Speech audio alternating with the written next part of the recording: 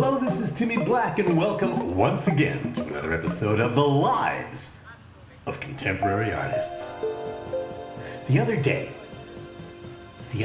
I met a rapper, a rap artist, a recording artist, a rapper. Now, I'll confess, I don't know much about popular music, about pop music. I mean, I don't know much about things like hip hop or trip hop or reggaeton or reggae or K-pop or country or EMO or post-punk, pre-grunge, neo-techno. I don't even know about Christian rock, and I don't know about pagan rock for that matter. Suffice it to say, I don't know that much about pop music.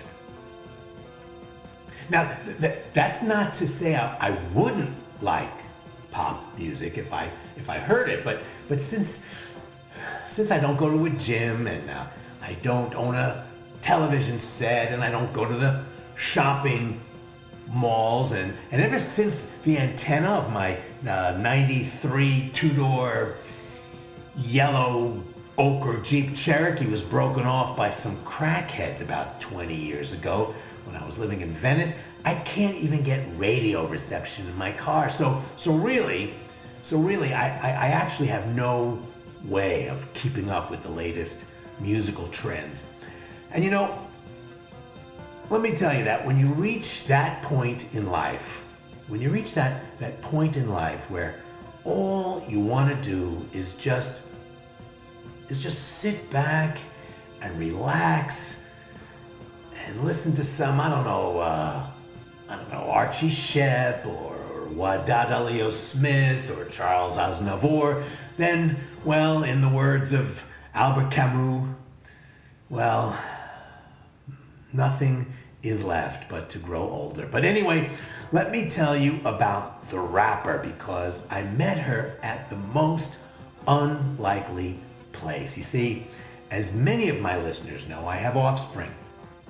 As unlikely as it sounds, even to me, Timmy Black is a dad, and two of my kids, Tommy Black and his little brother Fat Tony, are still in school. One is in that famous ring of hell called high school, and the other is in that lesser, more forgiving ring of hell called middle school. And I have to tell you that my wife Tina and I are so grateful. We're so happy that the boys are back in class and learning in person, because there is really nothing better for our mental health and our marital health than to outsource the education of our children to complete strangers. I mean, I can't tell you how great it feels to watch their cute, eager little faces wrapped in K95 surgical masks with the school's insignia printed on them in bright colors and their backpacks stuffed with notebooks and textbooks and gym uniforms and computers and lunch bags and half-gallon stainless steel water bottles. It's so cute watching them walk to the corner to take the bus so they can get to the nurse's office early before the PCR test line gets too long. I mean, they are so thrilled to be back and seeing their friends from at least 3 feet apart. It's great. It's really great. I mean, this year is gonna be a great year because a few families have actually opted out of the at-home, opted out of the in-person school, and now are at home doing independent study. They have an independent study option. So actually, my kids have a few classes that have as little as 36 students in them. I mean, that's practically private tutoring. So it's great. It's gonna be great. It's a great year. Anyway, getting back to the rapper. I know this may sound hard to believe, but not only is in-person school back in session, but they have even revived the long dormant career day, which is terrific because it gives the kids real palpable evidence that their early education has absolutely no connection to the adult world of work. It has nothing to do with the skills of earning a living. I mean, let's be honest, let's face it. Anyone out there using their Algebra 2 skills? But you can't tell the kids that. You can't tell them that, because if you tell them that, you lose your leverage. And isn't that what school is really about? Leverage. Isn't that what life's about? That's the life skill that's most important to master. Gaining leverage. That and telling time are pretty much all you need.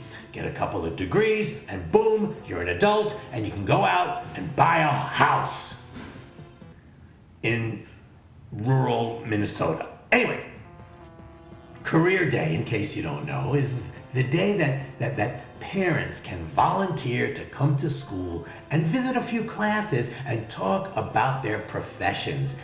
And because I'm that type of parent, because I like to be involved, and because I know that there is not one kid out there who, when asked what they want to be when they grow up, there's not one kid out there that says, I want to be a realtor. No self-respecting child dreams of working in a cubicle in an office. Kids want to be astronauts, they want to be actresses, they want to be athletes, and yes, they want to be artists. And I feel it is my duty to show up and tell them what being an artist isn't. So kids, artists are not crazy. Artists are not poverty-stricken. Artists aren't especially heroic, nor are they particularly noble. Delusional, yes. Hubristic, absolutely. Narcissistic, well, that never hurts. But crazy? No, never crazy.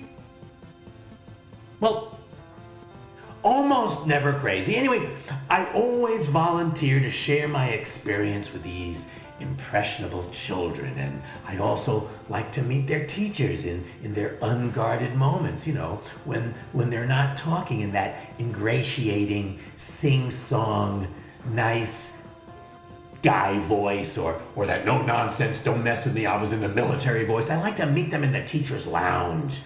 I like to drink warm, weak coffee with them and hear them drop a few F-bombs. And on Career Day, they always have a lot of Costco Danishes and these things that resemble bagels, and everyone is so grateful and welcoming, and really when it comes to grading period, it never hurts to have your kids' teachers feel like they might owe you a favor. So believe it or not, this year they already had a very carefully planned proof of vaccination, small-scale Career Day. And there I was at 6:45 a.m. mingling with some of the moms and some of the dads. I think there was a dental hygienist there, and I think there was a project manager for some tech company.